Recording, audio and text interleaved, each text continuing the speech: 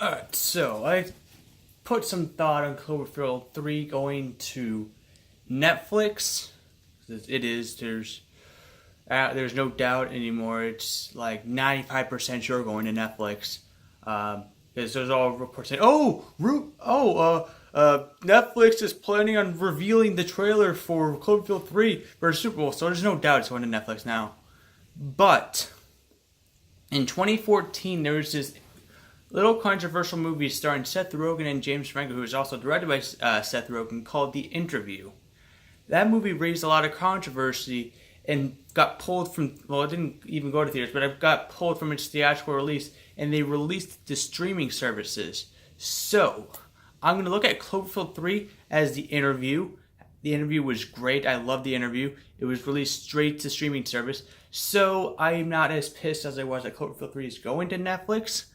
But if it doesn't start off with the Paramount logo and has the Netflix, whatever the fuck, or it just says Netflix and it's all silent, then there's going to be issues. Because it is a Paramount, I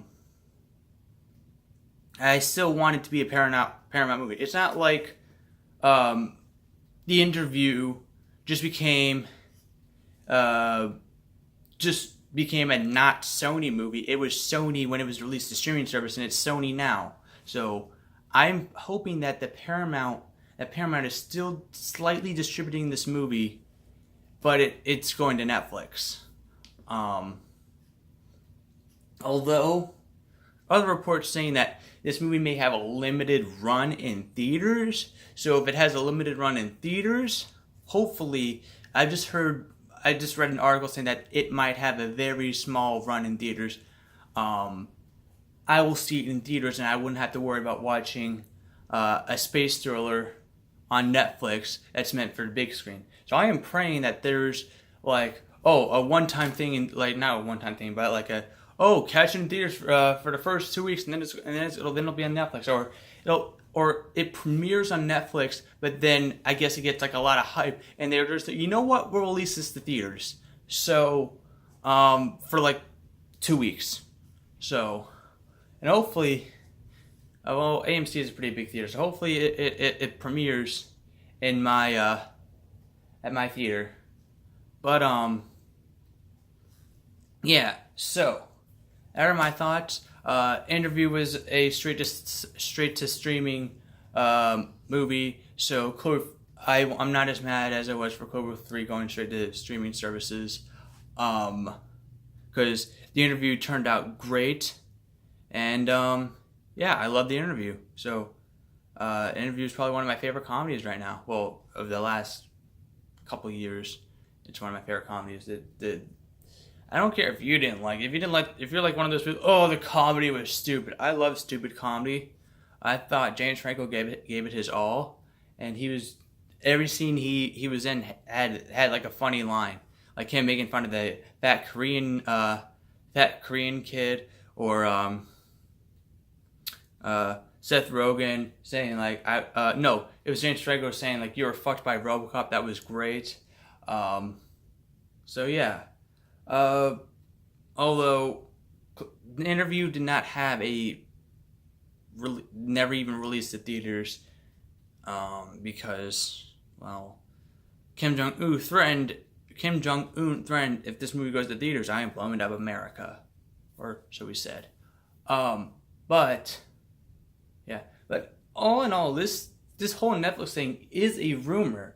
Some guys at Sundance overheard CEO go should we send this to Netflix? Or it wasn't we're sending this to Netflix, definitely. It was just should we send this to Netflix? Or that's how I'm looking at it.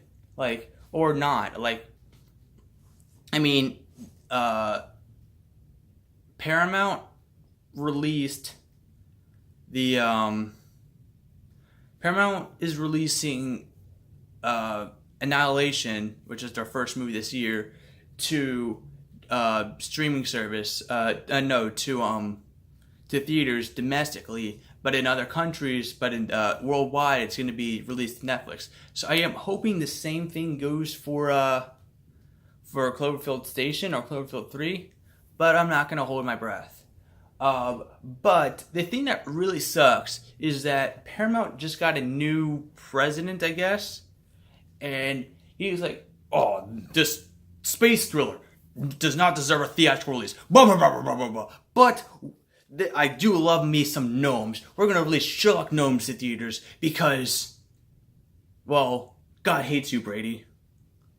So yeah, why release Sherlock Gnomes to theaters, a sequel to a movie that came out in 2011 that nobody really gave a shit about and probably ain't gonna give a shit now? Why release a movie that doesn't really need a theatrical release but screams straight to DVD, a theatrical release, and not a movie that actually needs a theatrical experience and not, I'm just gonna sit home in front of a laptop and watch it on my laptop experience? Because that doesn't scream space thriller to me. That just screams, this is depressing to watch.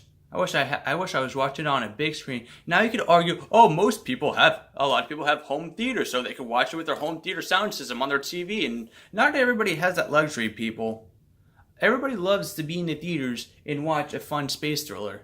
No one's gonna wanna be at home watching a space thriller. But I digress. Like I said, I'm not mad anymore that it's going straight to Netflix if it is going straight to Netflix, because, like I said, Interview went straight to streaming services, and Interview was great. But then again, Interview did have controversy. This movie does not. So there's that going for it as well. There's no controversy behind Cloverfield Station, but there was controversy behind the Interview. So just think about that. Have a great day.